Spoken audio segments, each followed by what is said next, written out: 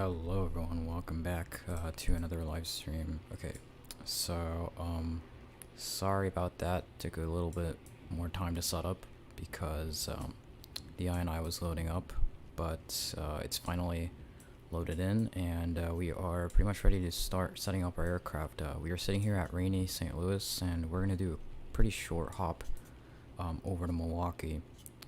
Not really sure. I didn't really check how much was the estimated airtime, but I'm pretty sure it should be about an hour block time. So anyway, without further ado, we're gonna get this thing loaded up and ready to go. I haven't flown in like a week. Specifically talking about this aircraft. Request the loader, and we don't need the pushback guide yet. And we want pretty much instant alignment time, and we want to link the barometers. Okay.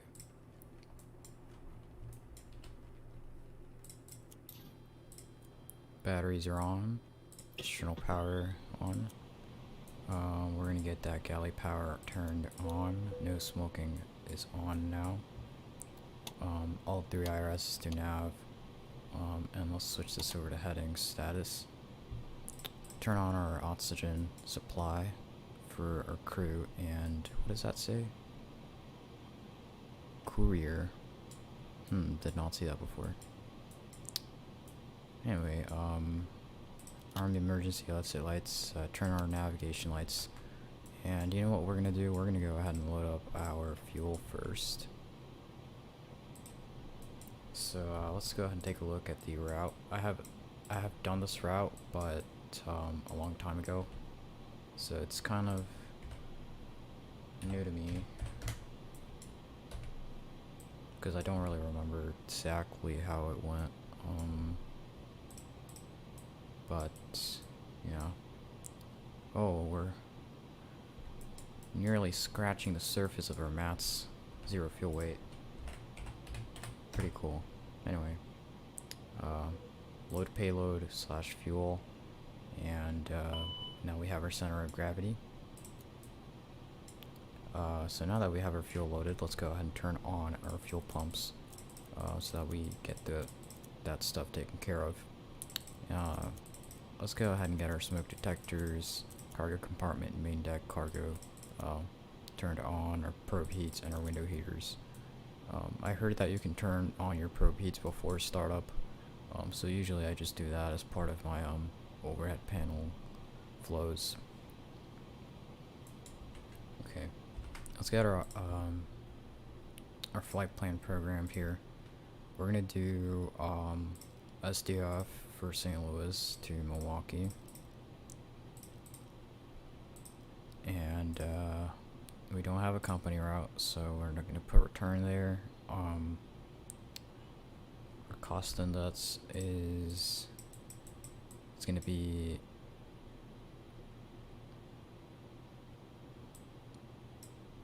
where is the cost index? It usually is here, if I'm not wrong, like up here. It's kind of weird how I didn't calculate it. Well, let's see if it's here.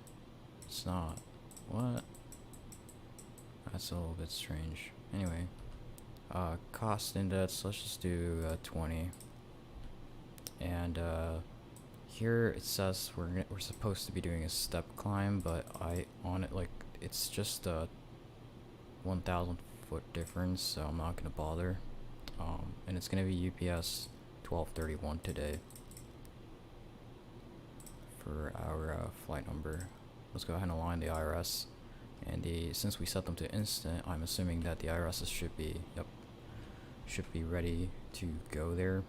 For our next page, let's enter our block fuel, which is 15.9 tons of fuel on board today. Our 0 fuel weight is 126.1, and our takeoff gross weight, and yeah, all that stuff. Takeoff and landing gross weight is calculated automatically, and our center of gravity is 26.5. So yeah, all this data it's all sim brief and, you know, calculations from our EFP over there. So it's nothing crazy, nothing too mathematical, you know. Oops. So it's going to be 17 right for departure today. 17 right via the Strep 5 departure. And I'm assuming the transition is in there. It says none, but we're going to see it in a bit. You see it's right there.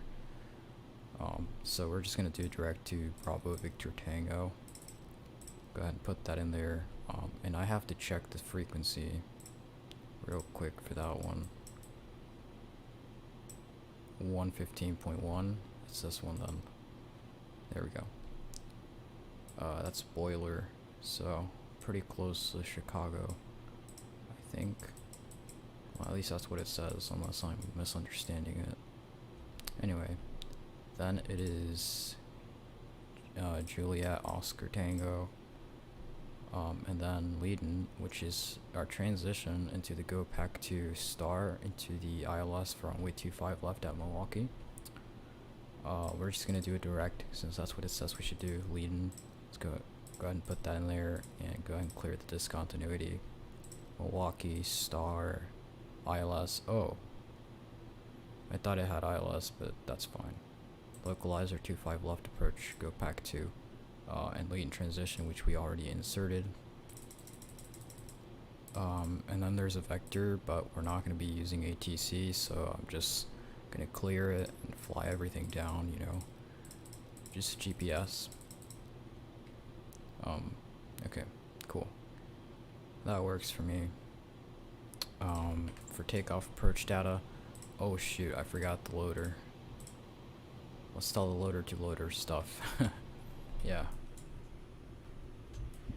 To be honest, I'm kind of in a rush to get off the ground, so I'm probably not going to be out here spectating how the pilots enter the aircraft too much. Sorry.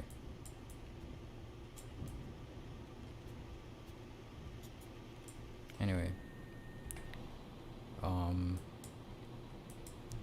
What were we at? Okay. Takeoff performance. For the Milwaukee, St. Louis ATIS, we've got, the METAR, we've got, 296.8 for the barometric pressure, which is 1005. Let's see if it translates. It doesn't. It only accepts hectopascals, I think. So 1005 would be what? That in hectopascals. I think I can edit this in the settings, but it doesn't take me any more time to put it in hectopascals. And the wind is coming from the east-southeast 120 at 14, gusting 21 knots, 24 miles. So 120 degrees at 14 is what we're averaging. And let's just click on this FMC data button to get our takeoff weight. And we're not doing flats. I never do flats takeoffs, to be honest. And everything else, we're doing 15-15 for flaps. We're not going to bother turning the AC off for departure, so let's go ahead and just compute that data. And it's going to be 148 knots for V1, V-rotate at 150 and 152 for our V2 speed. Let's go ahead and send that data to our FMS. Great. Says receive takeoff company data. Now, we're going to turn on our pitch trim, yaw damper, and auto throttle system so that we get our FCU to show up. And the V2 you have to manually enter on your FCU, so I'm going to go ahead and do that real quick. And it should sync with the FMS here. There it is, 152. And we should be pretty much ready. I'm going to set my altitude to flight level 290, which is our cruising altitude today. That should kind of tell you a little bit about how short the flight is. It's only about 350 nautical miles to Milwaukee. To be honest, I love those short hops from one destination that I like to another, because you know I kind of get to do more. Well, it depends on the on the situation, but typically I prefer to do multiple ops over one long short flight. Well, sorry, long haul. Because I don't know, it's just a bit more fun, you know. But yeah, we're gonna do 1005, which is 29068, for the altimeter, and that should sync with all the other altimeters on the aircraft. We have 2 other altimeters. The flight, the first officer altimeter, and our standby one. Our pallets are still loading, which I wish they weren't. I wonder if you turn the APU on, they go away.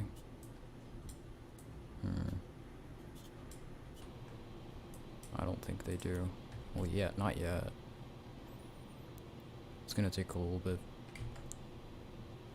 I'm gonna go ahead and close up Chrome.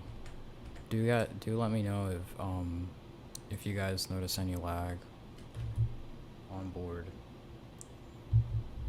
Like, oh, sorry, on the stream. Sorry, I'm like on 2 minutes of sleep, so I have no idea what I'm saying. Also, are these weather maps? Because they look a little strange, to be honest. Look how it just cuts off like that.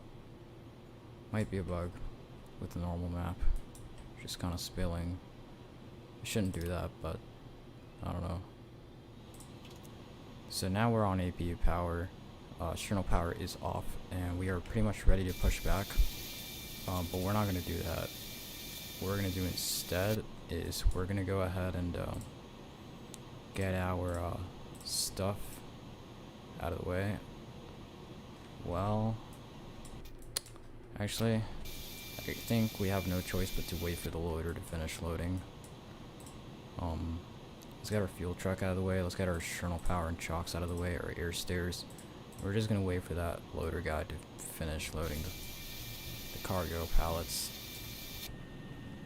I mean, I should have just remembered that we were starting up the airplane.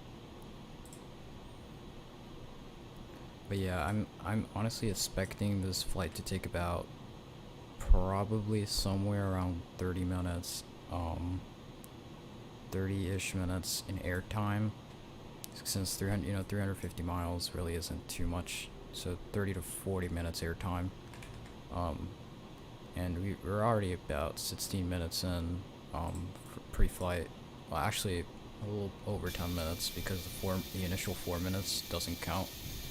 The door is closing. Okay, cool, we're done. So let's go ahead and get our loader out of the way. Okay, cool. He's out of the way. Just gonna wait for a door to close, and we're gonna start up those engines. And I freaking love these views. They're fantastic. With the new Asplane 12.06 update with the new clouds, I'm so excited for that update, because it's not only going to bring us new clouds, but it's also going to bring fixes to the VRAM usage, which might, well, I'm not really sure if that'll improve our frames. I assume it does, because it won't hog your entire video memory, but I'm 100% sure it's gonna fix the issues with some of the textures downscaling to ridiculous sizes. So yeah, I'm really excited for that, to be honest. Oh boy, I forgot one thing. Give me a second. Actually, let's start the engines in the meantime. Okay. So, let's go ahead and crank start ignition B, and let's go ahead and open up our start valve for engine 2. That's going to be the first one. So what I forgot was I forgot to change the levers on my physical quadrant, so now I still have my Islander GA levers, but I'm going to change them while the engine starts up real quick. So we're going to wait for 17. Okay, there it is. And then get that fired up.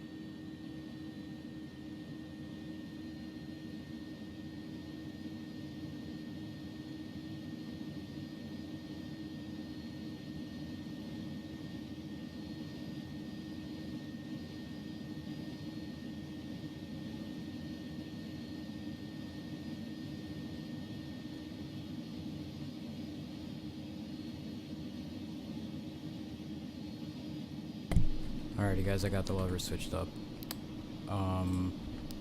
So just give me 1 second. I'm gonna check if my other ones, okay, they're not mapped to anything. Good. I was scared that they were. But so what we're gonna do now is we're gonna go ahead and click on this start valve for the engine 1. And since we already are on start position B, it's just gonna start up the using the APU bleed. We're gonna get some N2 power rolling. And 17, we can go ahead and introduce fuel to the engines. Oh man, honestly, I very much wish there was a payware Milwaukee, guys. Forgot to explain.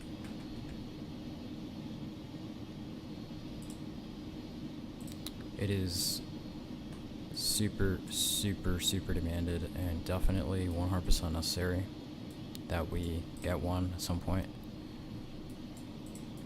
Okay, so I set mode Charlie on my transponder right there. We're gonna wait for that one to cool off once it's done starting up. There we go. So the gens were tripped. Oh, forgot to turn my beacon light. So beacon light is on. Go ahead and turn on my nose lights. Maybe my wing lights. Seatbelt signs, good practice to do that.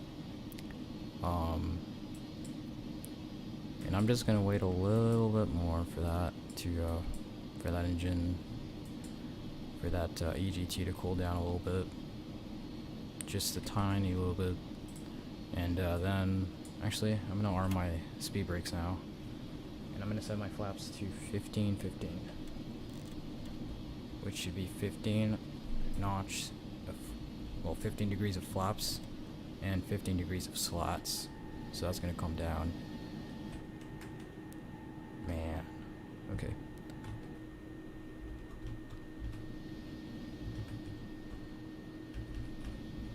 Go out a little bit more. Oh no. Okay.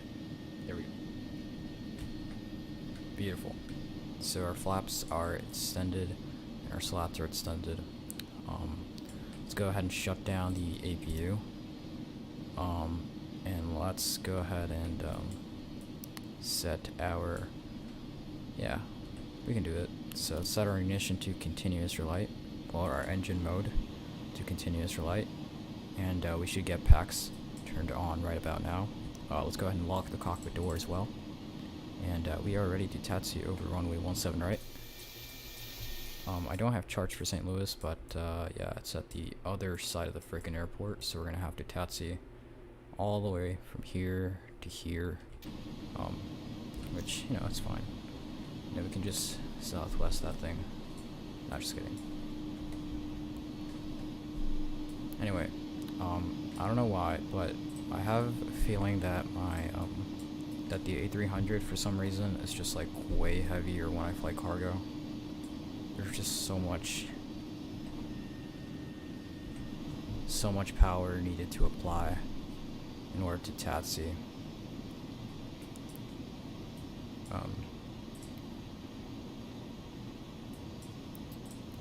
So set my auto brakes.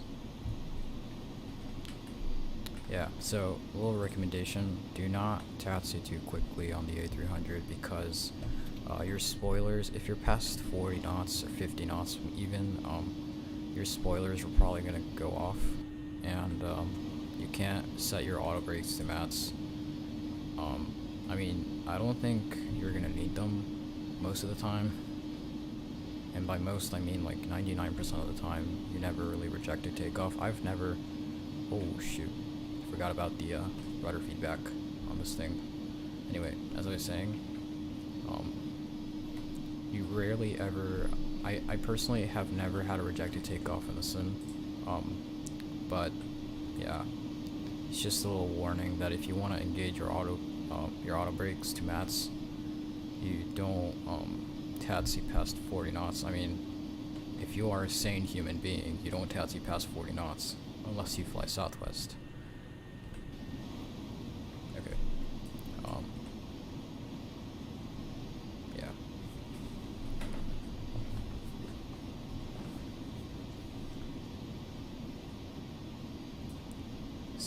pretty sure I have to cross runway 11/29. Oh shoot. Kind of ironic, nearly at 40 now. Look at that. The auto brakes engaged. That's pretty crazy. Look, this is literally what I was warning you about. I literally just made the same mistake right after I warned you about it. Now watch what happens when I try to engage it. Oh wait, what? It works? Holy cow. I did not expect that. Dude, I'm way too used to the fact that the tolless rudder feedback is so immediate that when I apply it, a lot of rudder on the A300 is just kind of goes way too far, and then I have to correct that with a little bit more opposite rudder. Okay, so if I'm not wrong, yeah, that's the commercial terminal right there. Or is it further ahead? No, it's further ahead. And I'm gonna make a right turn. I'm trying not to go too fast, but I also really want to take off now.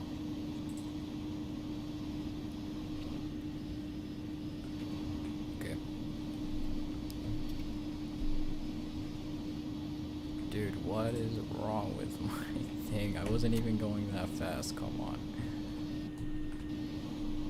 Okay. Arm the speed brakes again. Turn on the auto brakes. And we're gonna go a little slower now. Have any of you guys flown the A300 and the A310 in MSFS? Because I haven't been able to fly that thing yet. But I've heard pretty bad things about it, especially the VNAV, or the autopilot or something. I don't know.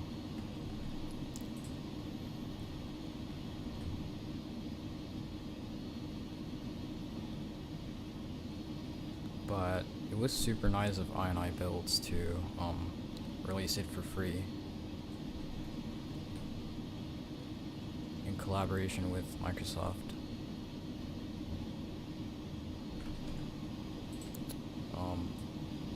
Unfortunately, maybe the systems just aren't all that great as they say,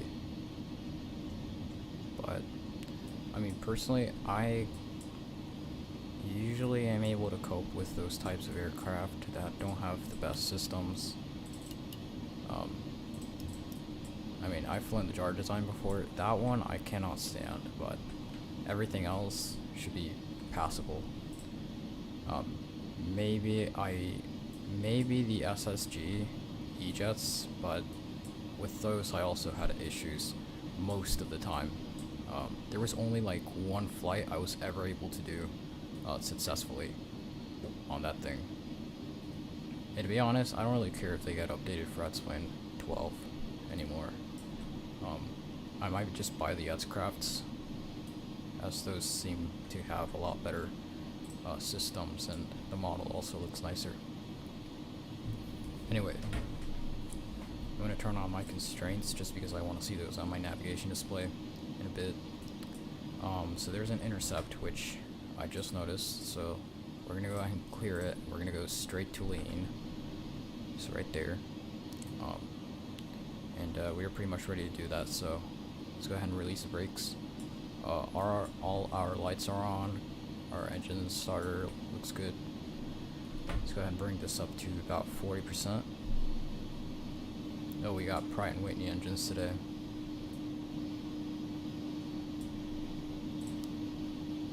Are we moving? Yes, we are. Alright, this should be about 40%. I don't know. Maybe it is. And Toga.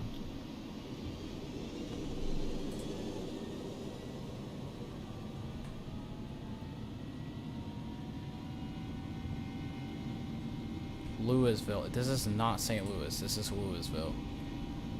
This is Louisville. I have to change the title.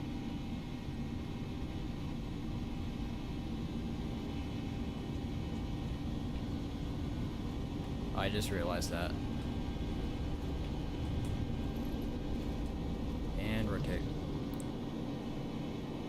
positive rate. Gear up. There we go.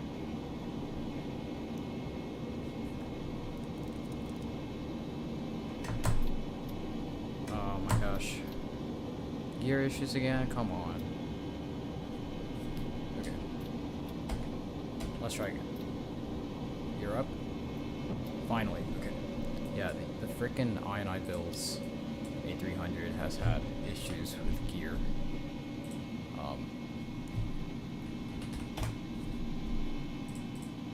It does not want to come up no matter what I do. With my Bravo quadrant, which makes me believe that I have it bound wrong. It's either that or the plane has an issue, but yeah. Anyway, auto throttle on, profile, nav, autopilot's coming on, and we were not climbing, but now we are. Okay. Anyway. Let me go ahead and change the title real quick. I completely messed that up. It is not Louisville. It is no, it is not St. Louis. It is Louisville.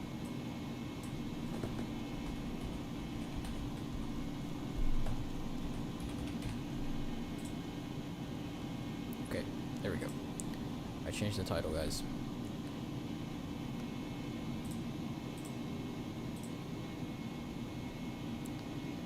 Should be changed by now, and I'm gonna go ahead and turn off my wing lights. Well, I could have turned those off along with the landing lights, but I'm gonna turn them off now, just to get ahead with that. I didn't really start the clock, but now I started it. We're just gonna wait to hit 10,000 feet, and yeah.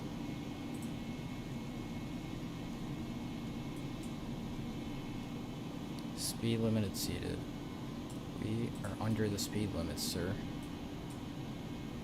Speed limit under 10,000 feet, as per FAA regulations, is actually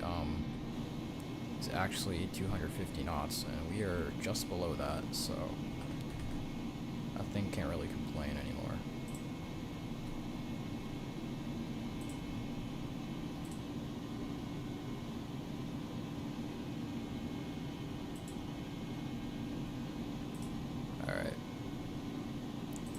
Let's go ahead and I'm gonna copy the link of the stream again, just so that you guys have an updated link to that on the Discord. And that link should be replaced, I think.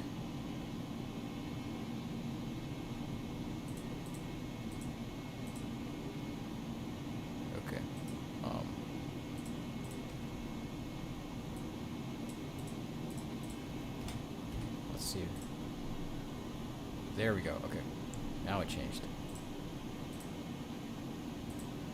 Alright, we're past 10,000 feet. Landing lights can come off. Seatbelt signs can come off, even though we're not flying commercial airplane. I still, just for practice. Engine mode to off. We don't need it to relight continuously anymore. And we're just gonna climb up to flight level 290. Hopefully this flight will be uneventful. Everything will go smoothly. I installed V-States Wisconsin. So we should have some ortho, like for Milwaukee. I didn't install any for St. Louis because, obviously, as you guys can tell, there's literally no ortho. Not St. Louis, Louisville. Okay, it's so hard to memorize that. But yeah, there's no ortho for Louisville. I only got ortho for Milwaukee because the arrival is super nice. If we're coming into 25 left, we're gonna be coming in from the west. So I'm pretty sure. I'm not 100% sure if that's gonna be our arrival today, but yeah.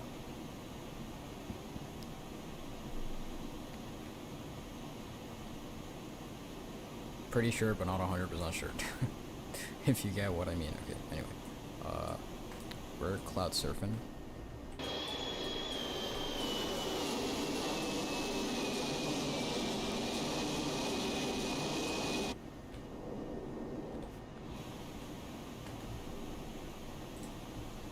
This is the one time everything went right and I messed up the title.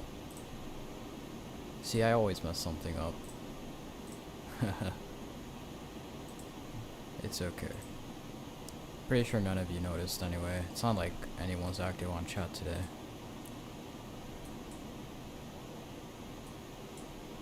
Let me go ahead and expand the range and show you guys what we have in store for the flight.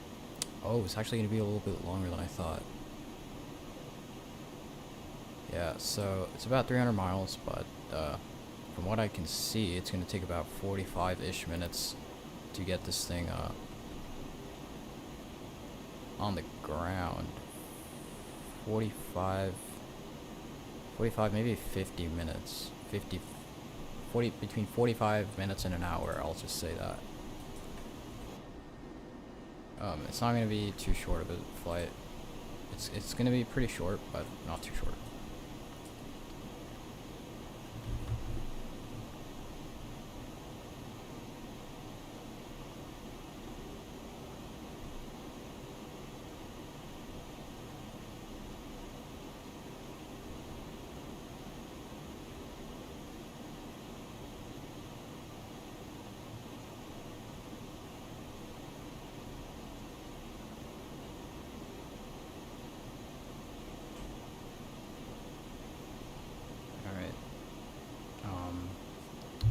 So strep is our transition. We're gonna hit top of climb right before strep. And yeah, we're blasting out of Louisville, Kentucky. $0 pay rate, an amazing job with their rendition of St. Louis.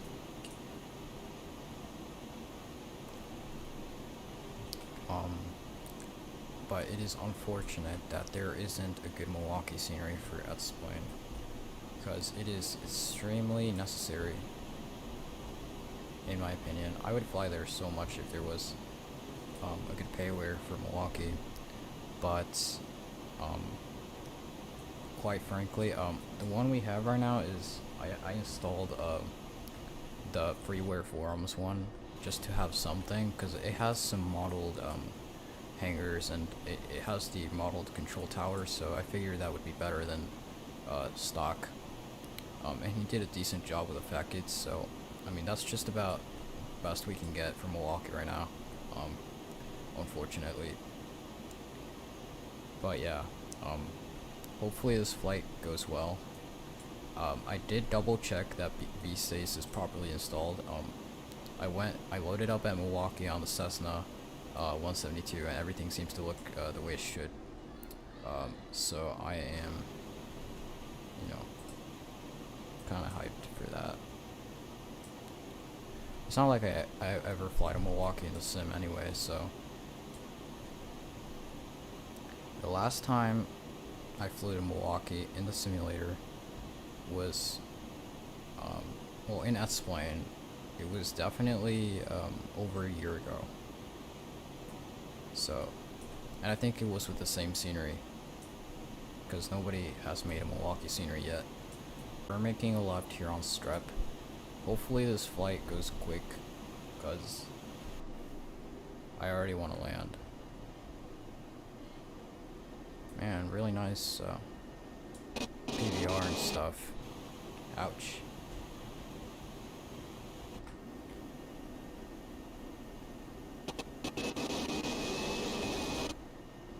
The thing is, this thing is lagging. Well, not the stream, with the view. It's lagging between inside and outside. This one doesn't seem to lag. At least from what it seems. But yeah.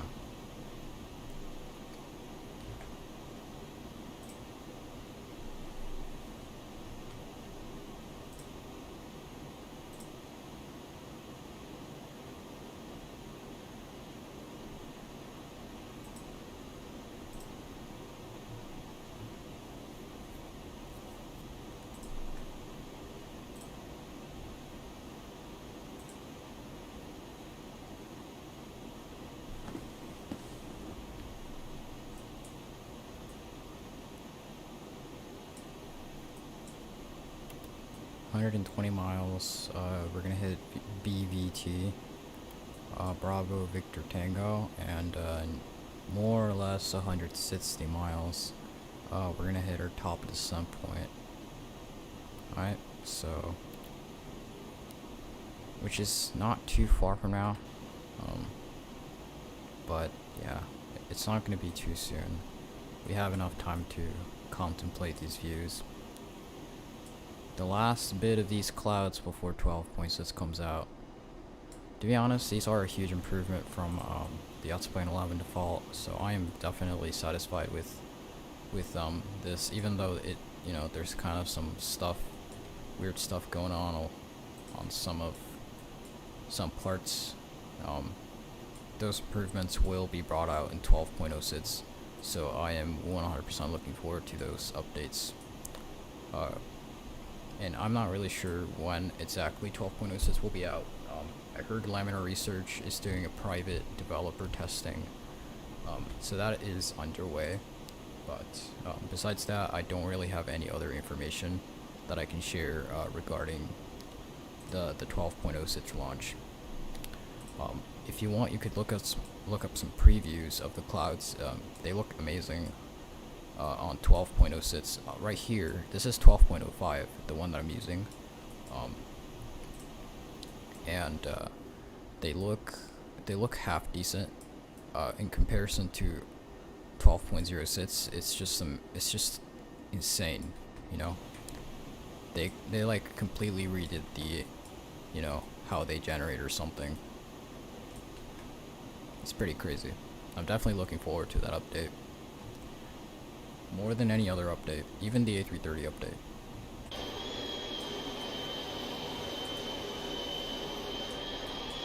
Maybe we'll be able to take some pictures.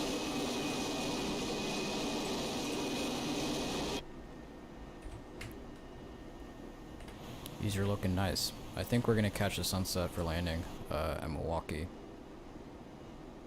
It's gonna be great.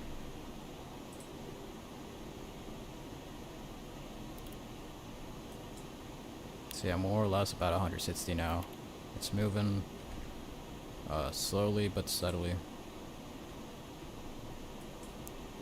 About 11 minutes on the chrono.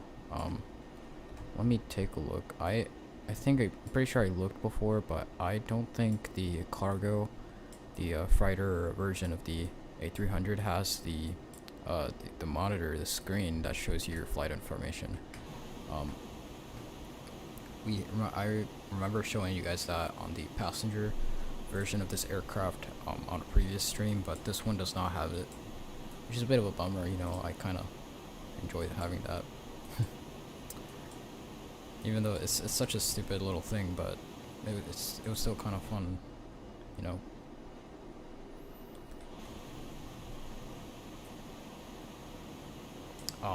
And I think it wouldn't be a bad idea to set our heading for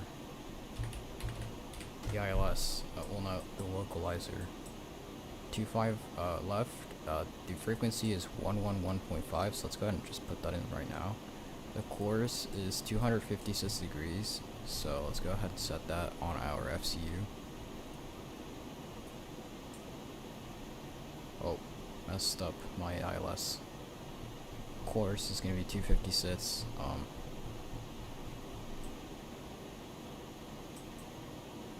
Man, this thing is super slow when you click on it instead of scroll on it. For sure. Anyway,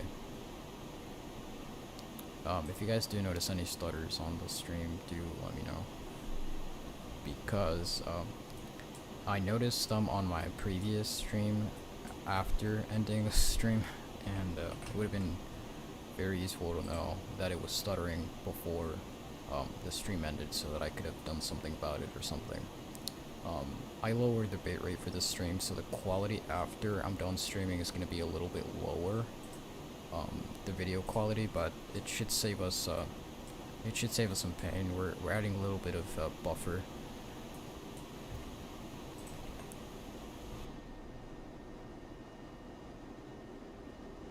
Taking it easy on my Wi-Fi.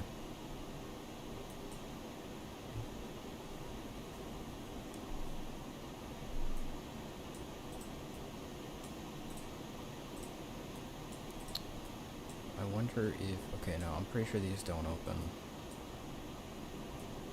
But these armrests move. They're interactive.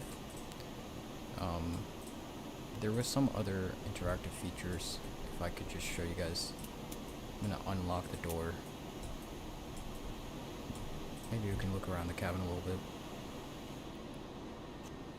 So all of these buttons are interactive. Let's go ahead and turn on some lights on the cargo compartment area, which I'm pretty sure is this one. So you can see the lights are turned on. So if we turn them off, they're going to be turned off. And this is the lights panel. This is so you know, there's a few more to mess around with. I'm not sure what light turns on the entry area, but let me turn it back on. I mean off. Loader tarmac light. Yeah, no, I'm pretty sure that's like part of the door or something. Anyway, we don't want to press any of the door buttons at all. So let's go ahead and see what else. I'm pretty sure the bathroom is also somewhat interactive. Like if you go in there and stay in there for a while, it makes like a flushing sound. So we're gonna stay in here for a bit.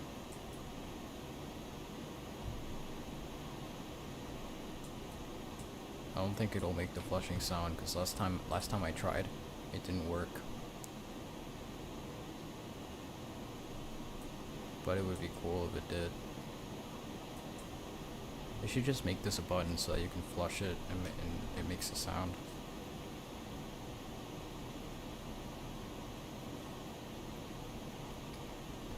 That would be nice. Anyway. I'm just gonna be here for a little bit more. Yeah, so I have no idea what the plans for the roadmap are on 12.07. 12.06, we already know, but 12.07, I'm not really sure how much we know. I mean, I have a developer friend who knows a bit. He's on the Laminar Research Developers Group or something, and he knows quite a bit about what's going to be coming up and what isn't. So yeah, let's go ahead and see. Wait a minute, where is the... Okay, there it is. I was wondering where the handle was. So this is the Explain 12 version of the iniBuilds A300. We kind of went over it on a previous stream, but I didn't really look too in depth. So I'm not sure if all these texture, you know, imperfections were on the model before, but those look pretty nice. So, and they also make sense. So there isn't like a random scratch in the middle of an ND screen. You know, it's all well thought out and pretty detailed. Really liking that texture work. And on the panels, it seems to be pretty much the same. Maybe a little bit too clean. Especially these. That's the only complaint I have regarding the touchscreen. I mean, there's little specks of dust, but like this is still a little bit too clean for my liking, to be honest. That is a bit exaggerated, but looks good. It's very subtle. Very subtle is something that I noticed. The imperfections could be a little less subtle, a little bit more noticeable. Of course, I'm not saying they should go overboard and do something stupidly dirty, you know. But maybe this is too realistic, you know. Like brand new A300 type of realistic.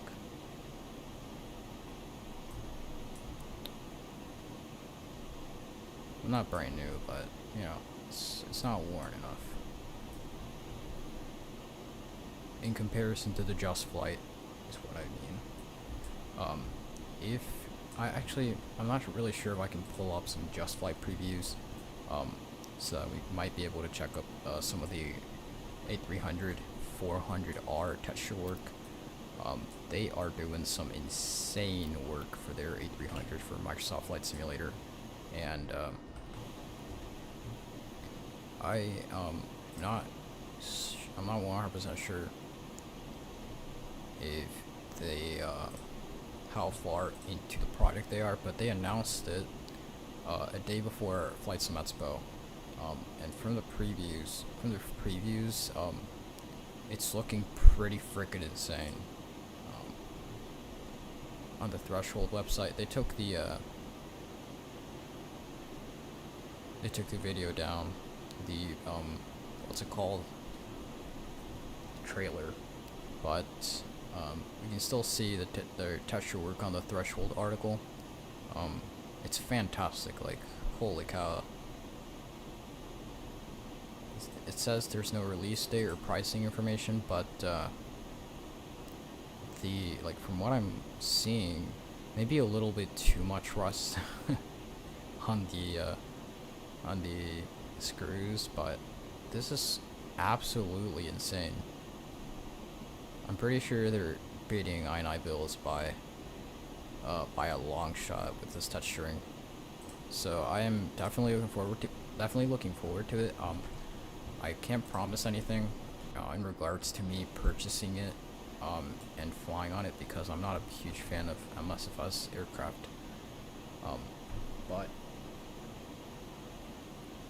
if I do, you guys shouldn't be surprised, because that thing is just crazy good.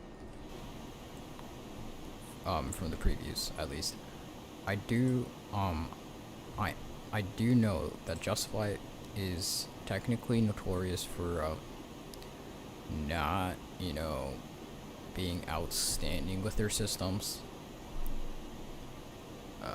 From what I've heard, at least, they're not outstanding with their systems, but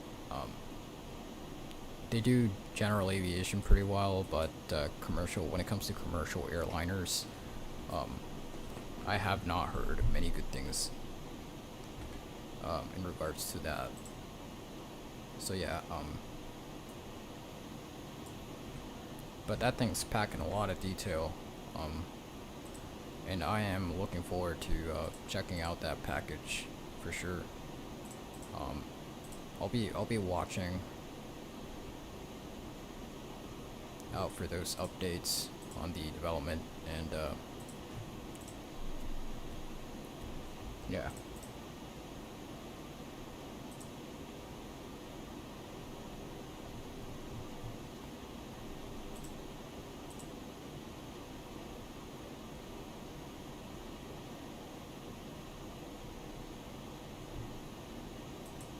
Alright. So, about 120 miles more or less for top of descent. Let's go ahead and take a look. Let's review our descent information. It's gonna be go pack transition 14,000 feet. And the final approach altitude is at FAE at 2,500 feet. So yeah, we're just about to hit Bravo Victor Tango here, BVT, and make a left turn bound for Juliet Oscar Tango, or Joliet. I'm pretty sure if I read it right. And yeah, we're gonna make that turn. It's gonna be a left turn, and we're bound for Juliet Oscar Tango. And I'm gonna reset my MCP altitude in a little bit. I'm not gonna do that right now, but yeah, I'm just gonna leave it as it is. Our heading and course is all set up as well, so yeah.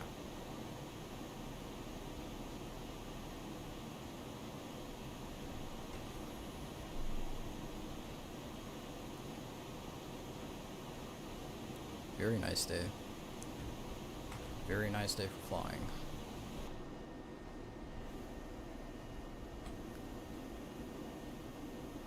I love this view. Oh my gosh, that noise caught me off guard. It's because it kind of like lags between the outside view and the inside view, and it annoys me. That annoys me a lot.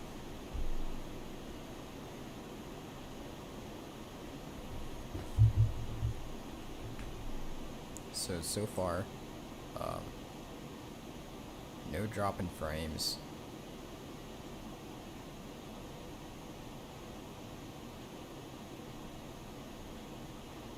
Just about 0.2%. So everything's pretty good in that regard. Hopefully it will continue to go smoothly. The only thing that didn't go smoothly today was the title of the video, but that's not even a big deal, so.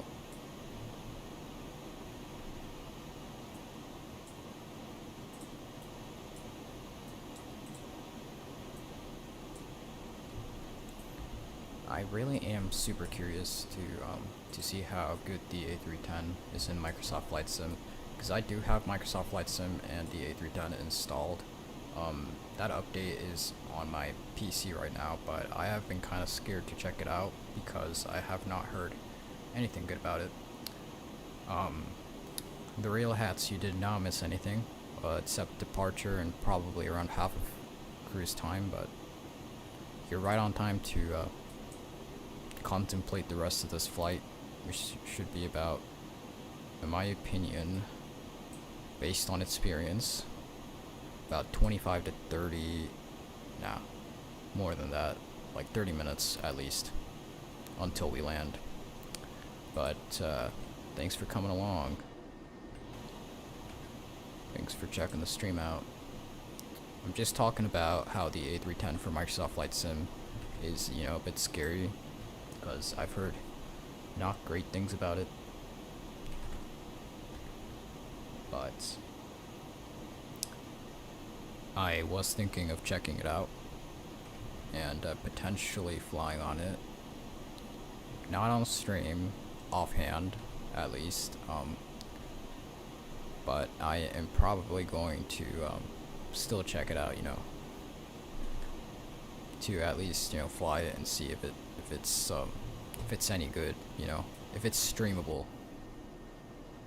If it's streamable, I can fly it and land it and do a realistic flight on it without it having bugs or without it crashing my sim. Otherwise, it's not streamable. That's how I think. Haven't seen anyone's, yeah, I have never seen anyone compliment that aircraft. It was definitely overhyped for what it came out to be from what I saw. Not from my experience at all. I'm not one to speak for how good the systems are or the flight dynamics are, but I might check it out and give you guys my opinion on it next stream. It's not gonna be biased, you know. I don't feel anything for iniBuilds. I mean, I am partnered with them for my sceneries, but I don't hold a grudge against them, nor do I 100%, you know, like them, you know. So it's gonna be totally unbiased, honest opinion on it, and hopefully it doesn't crash my simulator, you know. Microsoft Flight Sim has definitely hated me quite a lot lately. It's crashed my sim several times. Well, some of the add-ons that haven't been updated, I constantly have to check, oh, is the fly-by-wire updated, oh, is this other add-on updated. Like, it's a bit annoying, to be honest, but we cope with those updates. I feel like every Microsoft Flight Sim product I have on my community folder requires an update. Like every 10 minutes I have to check if there's like an update or something like that.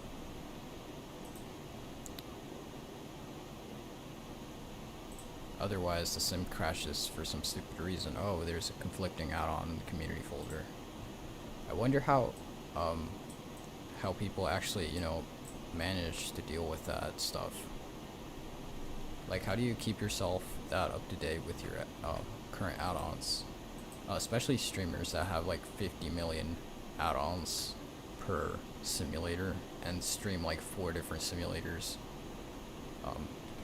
So I have no idea how they manage that. If I can barely manage to get through with the fly-by-wire slash updates for like 2 sceneries or 2 airplanes or something, but yeah, maybe it's just that I'm lazy.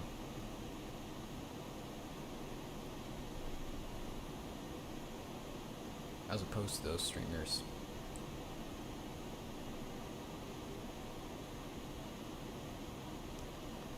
Anyway, they are, yeah. They're used to it. Flight Sim Expo was pretty freaking awesome. It was a little bit less exciting than usual, if I'm being honest, but the announcements from Honeycomb were so good. Like the Lima flight chair was my least favorite announcement because the Charlie rudder pedals are gonna get delayed over a freaking gaming chair. Like, why do I have to wait more for the Charlies over a gaming chair?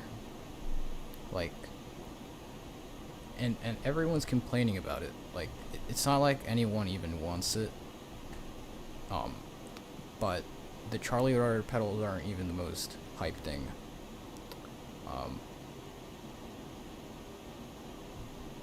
Hold on a second. Okay.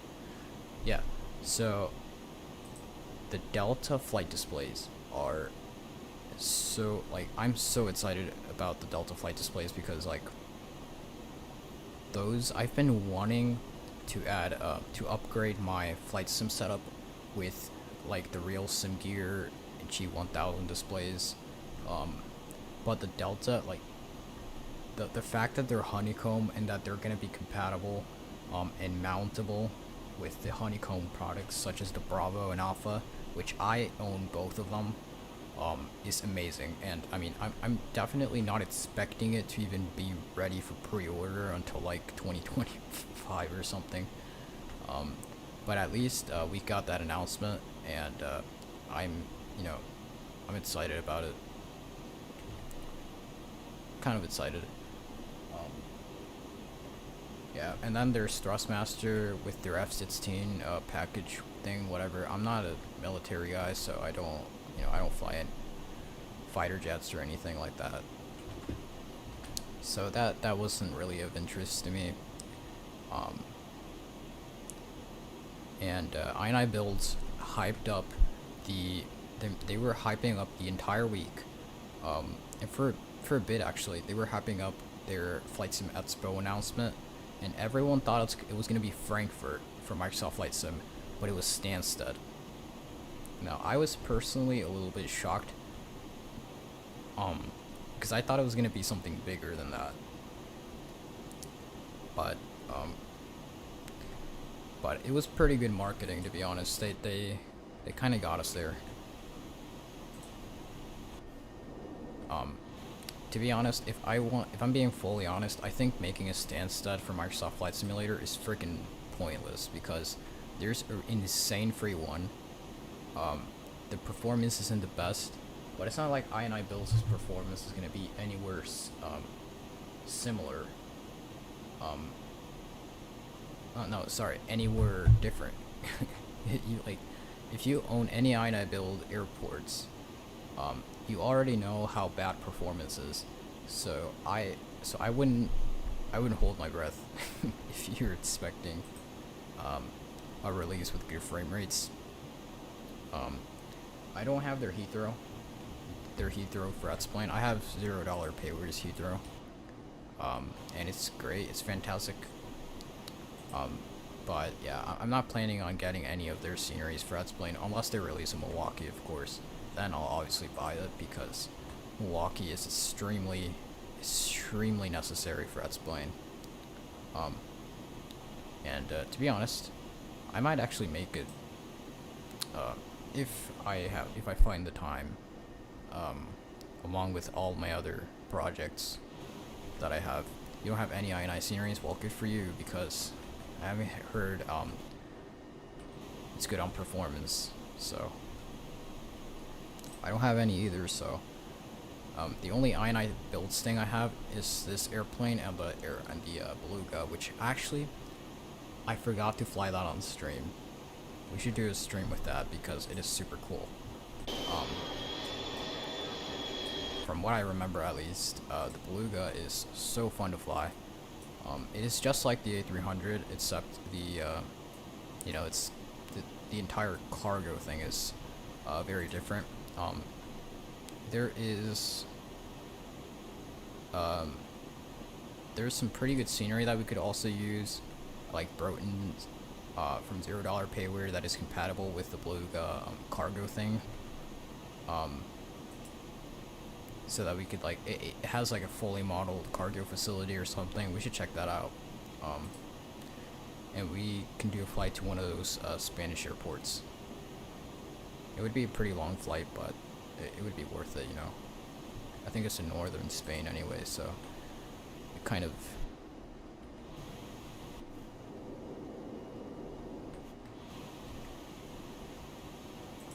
It would be kind of cool. I'm pretty sure it was... I'm not sure... No, it wasn't SDS. SDS is Santa Ana?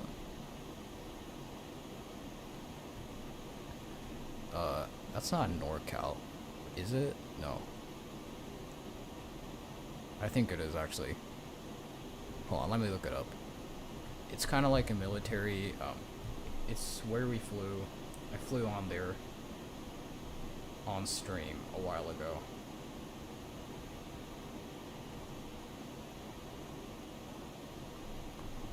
But yeah, anyway, I am gonna go ahead. Okay, so just about 20 miles for descent. We're gonna go ahead and reset our MCP altitude to 2,500 feet. 2,500 feet. And we're gonna go ahead and set level change once we hit top of descent, which should be pretty soon. And given that we are about to hit top of descent, I'm pretty sure we're gonna land within the next 20 minutes. So that's exciting. I've been wanting to land since I've taken off. Also, just look at that. All that's gonna be gone, and it's gonna be improved with 12.06.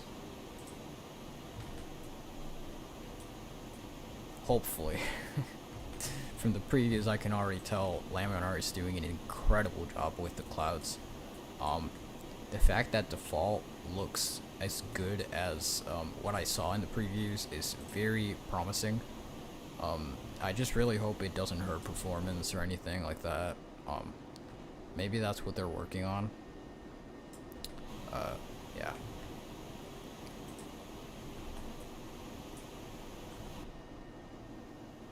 But yeah, these look a little weird. They kind of look like the Microsoft Flight Sim clouds.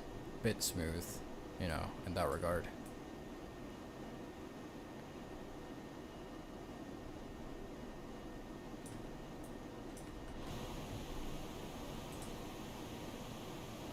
Microsoft Flight Sim clouds are actually not far off from this, to be honest. Not that far off from this. They're not all that great either. They look like ash clouds. Oh shoot, we hit top of descent. Okay. Level change, and we're gonna start making our way down.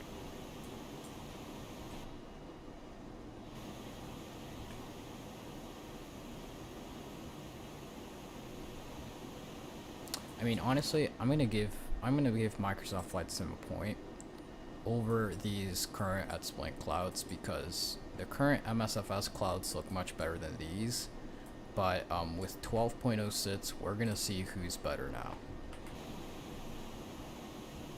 Hopefully Laminar does a good job with that update, and we get a really good looking cloud system on 12. So we're doing our profile descent. I think that's what this stands for. I can't think of anything else,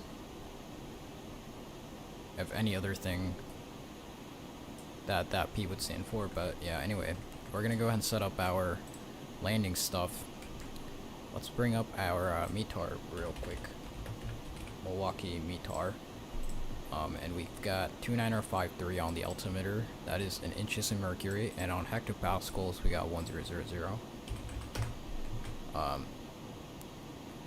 West southwest 250 at 9 knots, so pretty good wind. Should be a fun landing today. 20.6, so we're gonna round that off to 21 OAT in Celsius. Click on FMC data to get our landing weight. Brakes are gonna be low. Let's go ahead and press on that low right now to activate it. Pretty sure that's what it is. Yeah, pretty sure it is.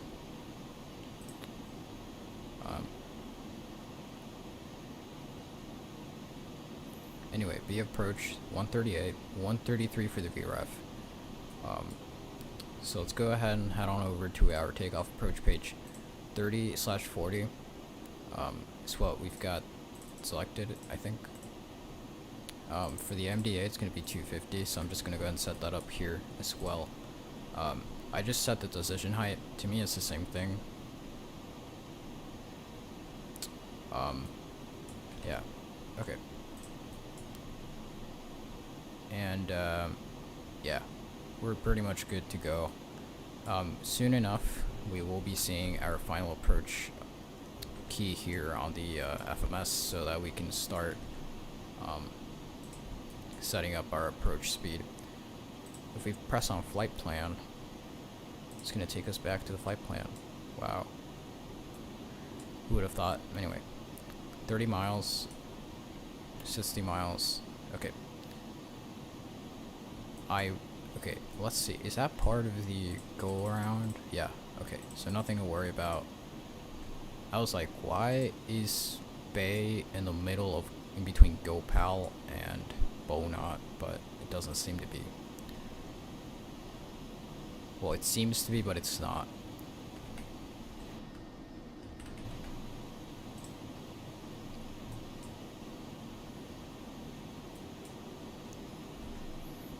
Alright. Super excited to make die landing in Milwaukee. I don't often land in this area of the Midwest.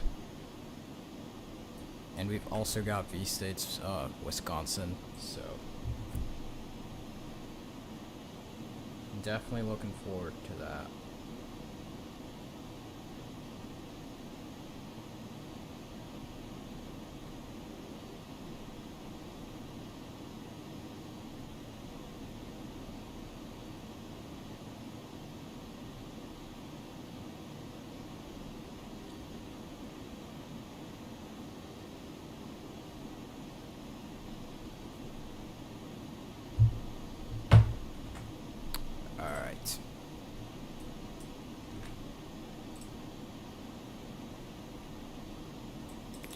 Gotta remember 29053, and all I have to do is just change this knob, and all of the barometers are synced, so I don't have to really do anything on these. It literally takes 1 second to change that setting on the EFB, so hold on a minute. Go pack and then tail.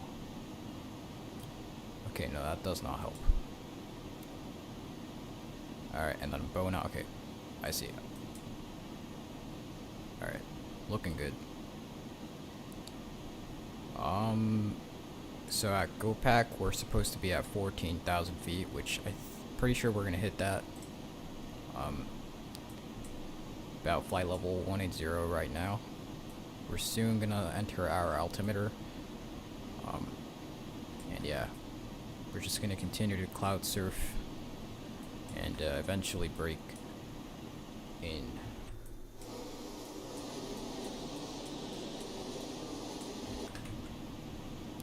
Man, I really hope, if it's not us, someone else has to make a Milwaukee scenery, because it is such a necessary airport. Alright. I have been wanting a good Milwaukee for a long time, and a lot of people also want a good Milwaukee, so someone needs to deliver.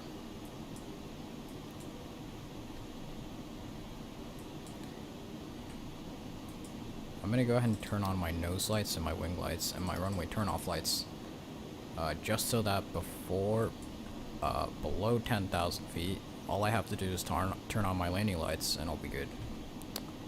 You know, save myself some work.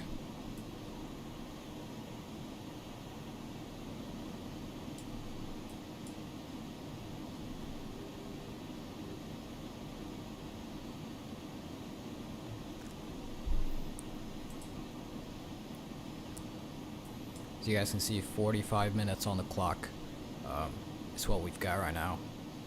So I was right. Right about 45 minutes to an hour, based on my experience. And my experience is San Diego to San Francisco and vice versa. 490 something miles, about an hour and 6 minutes.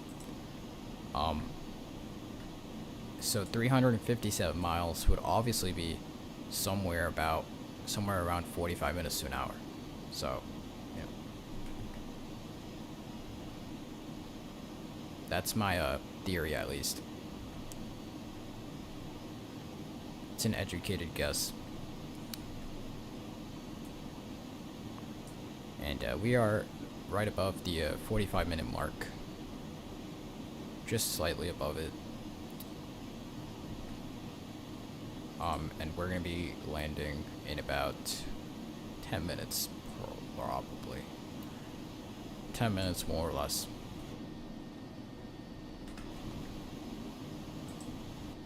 And it's gonna be all nav descent, basically. VNav and LNav descent.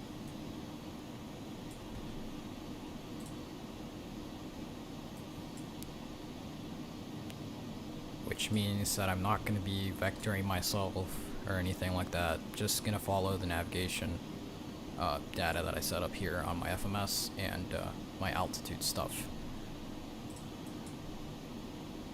I've already set up my ILS stuff as well. Speed should be in, and we should be good to go. Once we have to intercept the localizer, we are going to be... Okay, this is interesting. So we're gonna fly over runway 25 left and then make a U-turn for no reason and then... Oh wait, no, I get it. I get why the route's like that. It's because in my brain, 25 left was this, but it's actually this.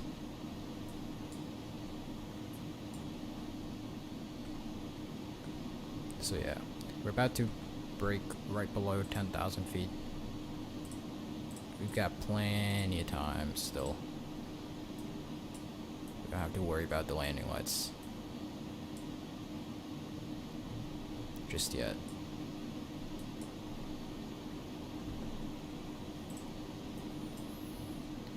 Yeah.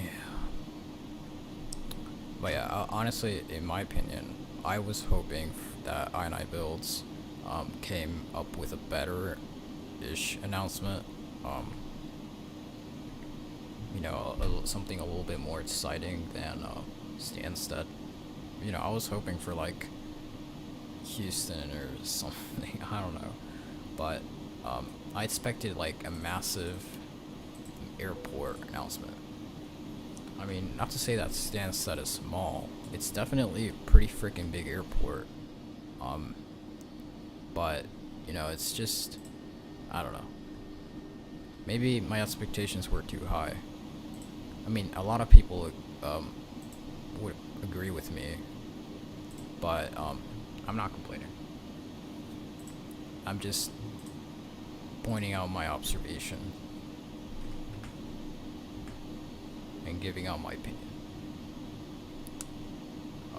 on that announcement. And let's see, anything else? I'm pretty sure Bluebird, the developers who were making the 757 for Microsoft Flight Sim, were also at the Expo. A bunch of content creators like Jeff Avignano, Captain Canada, and Blue Games, SP72, all those Flight Sim streamers were there at the Expo. I honestly, can't think at the top of my head right now of any other announcement that could have been announced. Honestly, the only thing I really paid attention to was the Honeycomb announcement. That's pretty much all I cared about. Because the rest was kind of irrelevant. Oh, P3D version 6. That is a little bit exciting for me because I've never tried it out. And I thought it could have been an opportunity for me to finally pick it up and use some of the PMDG Boeings, but heck no. PMDG decided to make their simulators have absolutely no backwards compatibility with the previous simulator. So guess what? No PMDG products from previous versions are compatible with the newer versions. Oh shoot.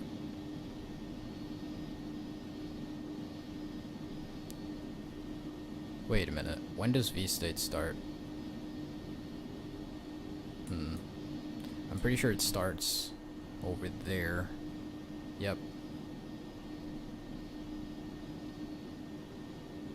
There I can see some ortho already.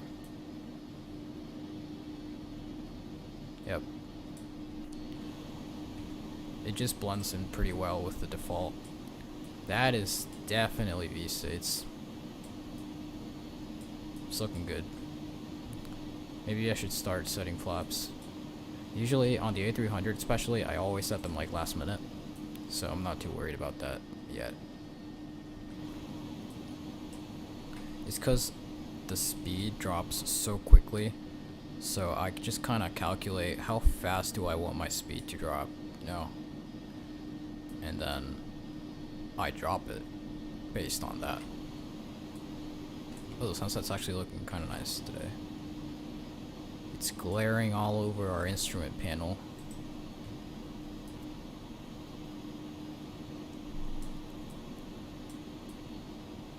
That sunlight's pretty strong. But yeah, maybe we should do the Milwaukee. Let's see, what's a good UPS route we could do from Milwaukee?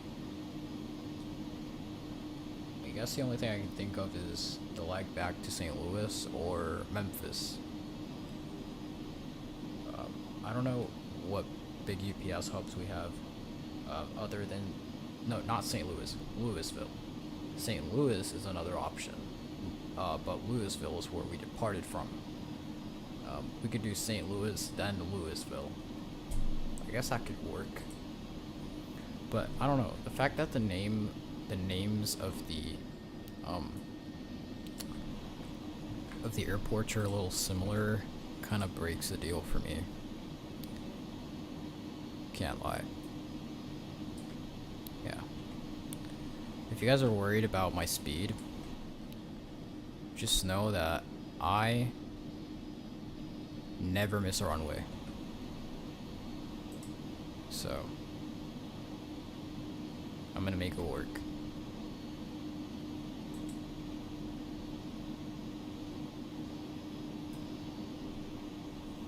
And I also never fly. Oh, okay, so it's Louisville. Yeah.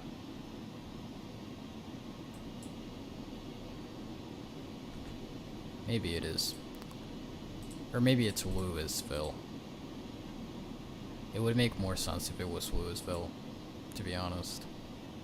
Because, I mean, the S is right before a consonant. I mean, that doesn't make I mean, that doesn't have anything to do with anything, but, you know, it just kind of tells me something. I don't know. I'm not an expert in grammar or spelling, so I wouldn't know what grammatical rule behind that would define it. But yeah, we're just about to hit our final approach altitude, and we're slowly making our turn to align ourselves with 25 left. Once we straighten out the aircraft, I'm going to go ahead and turn on activate land, and yeah.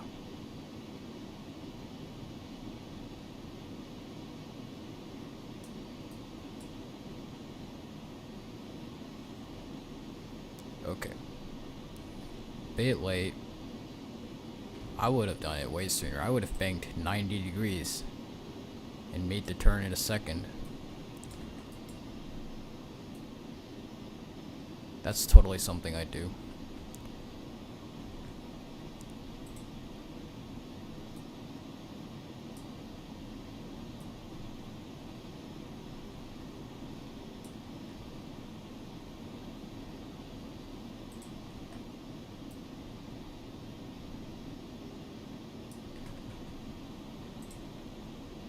There we go. Okay, so about 220.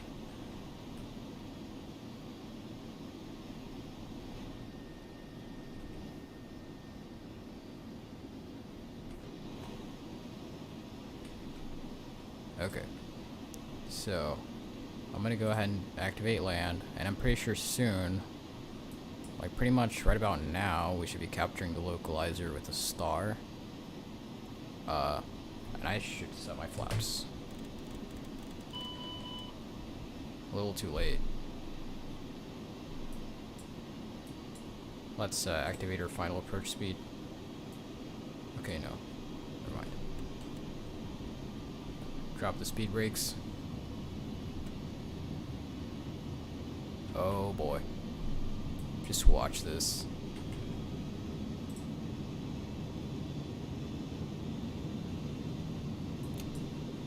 Holy crap, dude.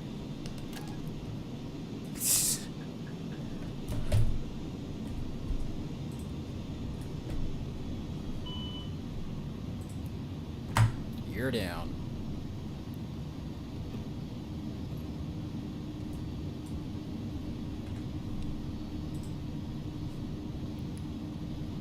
Oh my gosh, I don't even have my flaps set to full. Alright. Alright, we're gonna pitch back up. We're gonna lose a little bit of speed. And we're gonna continue to set our flaps down.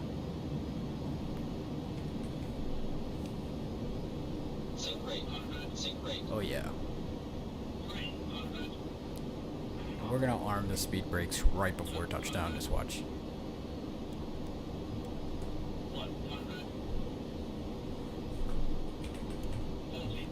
Oh shoot. This is amazing. I told you guys I wasn't gonna miss the runway. Just do a missed approach. Why would I do that? Oh, forgot to set my reverse. There we go.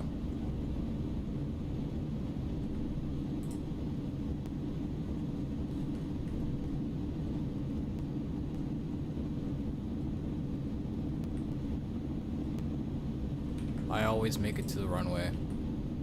Doesn't matter how. I'm actually kind of impressed we managed to pull that, because I was going right about on over the threshold, a bit over 200 knots maybe. I don't know, I wasn't really checking the speed. I was just trying to slow the plane down, but yeah. Yeah, so we landed with flaps full. Too high and fast. Not high and more like not high and fast enough.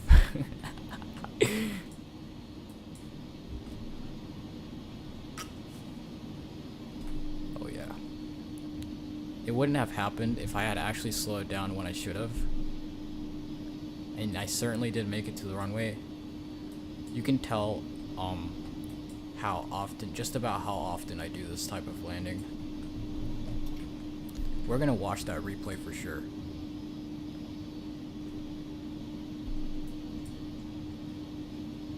I want to see how badly that went. In terms of the touchdown. In terms of the flare,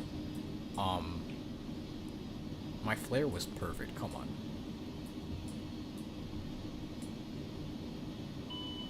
Okay, so my APU is ready. I'm gonna go ahead and get all these lights turned off. And, alright, so yeah, that's all we need, pretty much. Cool. Yeah. As I said, I haven't done this approach in ages, so that is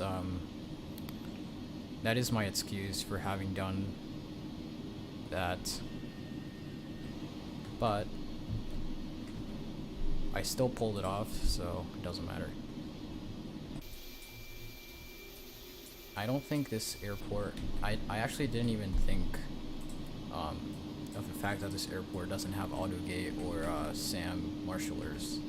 I'm pretty sure it does not. Pretty sure those gates are default.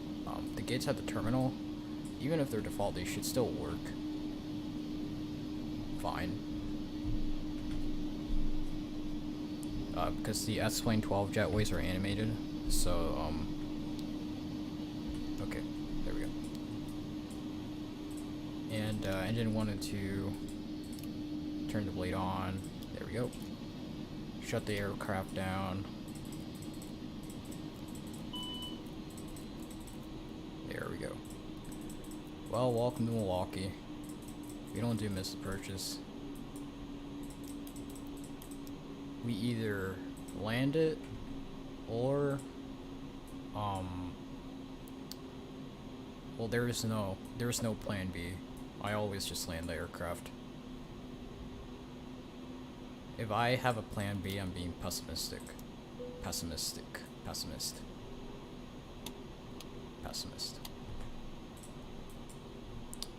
And that should be all.